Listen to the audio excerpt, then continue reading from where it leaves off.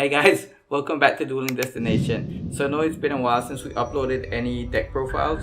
I've been working on some. I have a Shuttle Invoke deck that I've been working on. I wanted to make it work in the way that I feel comfortable with, so we're gonna have that coming up next. I do have a Rock deck profile coming up. I think the Rock deck is really competitive and I really like playing with it.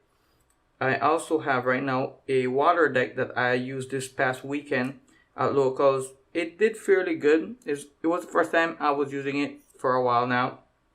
And I just want to say a quick shout out to the Belize tournament going on this Sunday, I believe March 1st in Belize. Shout out to all the competitors, and I hope you guys just get your game on and play as much as you can. And remember, you never know who can win the tournament. Okay guys, so let's jump into this. So I went first of all with the triple copies of Megalo, because Megalo is one of the strongest water monsters there is in the game, and the searchability of the spell card to negate a spell card helped a lot, but that also hampered me at some points because it was just a bait.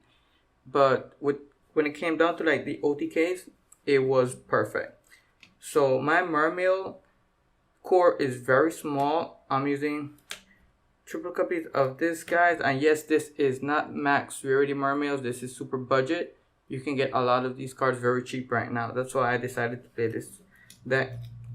Then to finalize the Mermail deck, Mermail core, I just used one gun and one spike, because at that point I felt like I did not need more before going into the tournament, but now I see that I do need a few more Mermail cards in here, so there's gonna be some changes on there.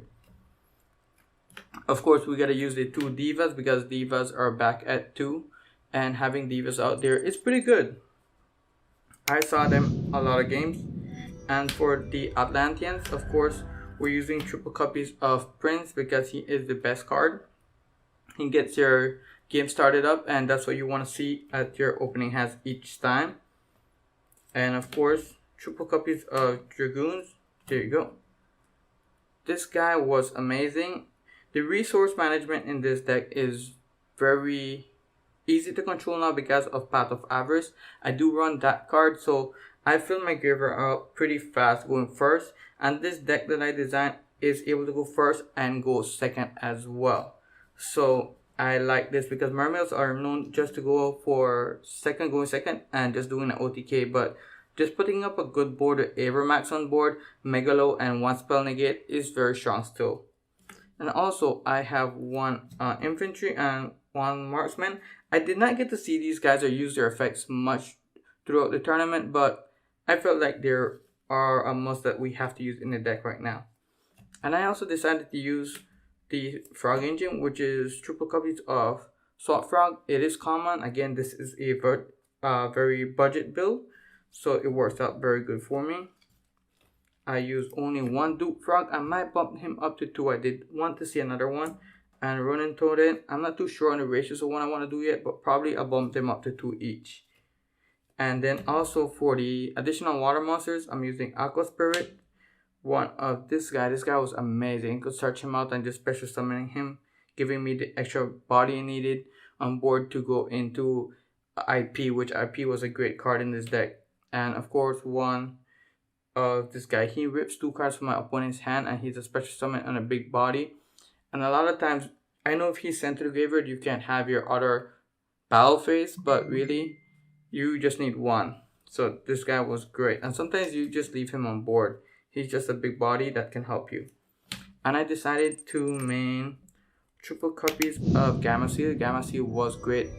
I could actually get over a lot of monsters at Winda at the tournament, and just a big boss monsters that I would struggle with. This guy cleared it up pretty fast for me. For the spell cards, I went with triple copies of Call by the Grave because you need Call by the Grave so that your Prince combo can go off and they do not ash you. I actually saw this guy a lot in my hand. I also chose to go with 2 Mind Controls. I did not see much of this card. I wish I did. I want to practice a bit more before I just decide to cut it off. And I decided to go with 2 Pot of Desires because at the start of my combo, I would just start off and get all the cards I need in hand. And when I went into Pot of Desires, it's just because I wanted to go like Call by the Grave for my next turn, or just to dig into the deck more to get the cards in my hand that I will need and the resources to continue the duel. Of course, one of these equip spell card. I don't know, I feel like I should cut this guy. He was okay, but not the best. One pot of avarice because it's back, and this guy is a pot of greed in this deck.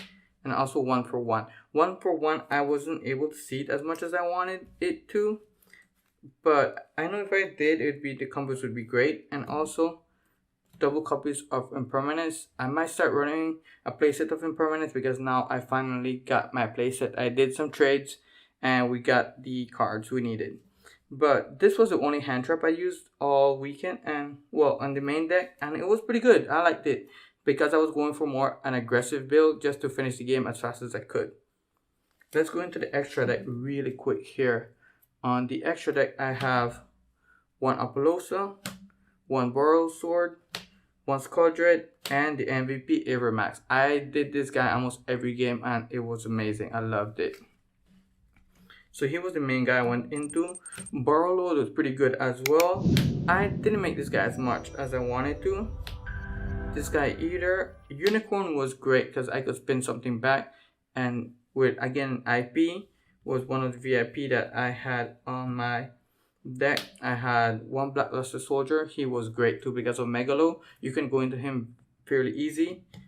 And also for my Link 2s, I had one Phoenix, one of the Mermail Link, and IP. Of course, IP was great. Every turn I would go into IP. I would end my board with just a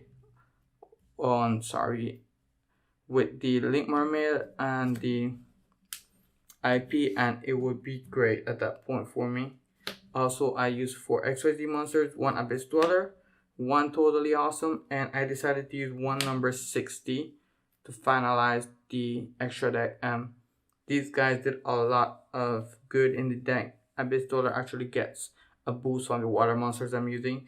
The Toad lets me recycle a lot, and number 60 again helps me on the grind games when I just need cards in my hand. Now let's go into the side deck. The side deck, I tried to cater for my locals as much as I needed to, but I feel like I need to put Twin Twisters in here because there's a lot of back row decks going on right now, and I have a lot for the aggressive plays, but when it comes down to back row, it's very difficult for me to get over.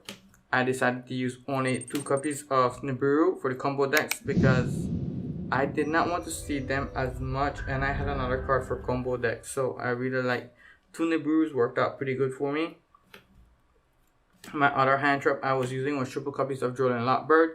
Jolene Lockbird works a lot with rogue decks that want to spam out the board and I just draw a lot of cards in hand. And against Spiral, of course, it just ends the game for you there. I used 2 copies of Dark Ruler No More. Of course, I won't be able to do damage, but I can destroy their monsters on board and just clear their board and build my board, and they can't stop me. It works out pretty good for me at that point. And I decided to use triple copies of Cosmic Cyclone. It helped me out, but I feel like I need Twin Twisters as well as these guys because the amount of back row decks that there is right now. So I used 2 Anti-Spell Fragrances. This is really good against Shadows, really good against Pendulum as well. That is still a deck, so it doesn't bother me as much because I don't use as much spell cards that I depend on. My monster effects are what I depend on the most. And one of the best cards in the format is Evenly Matched. So Evenly Matched really did a lot for me because I would always bait out their negates and then I would just evenly match them. Well guys, that is my deck profile. Again, I want to say good luck to all the Belize players playing this weekend in a tournament. Remember to like, subscribe, share with your friends.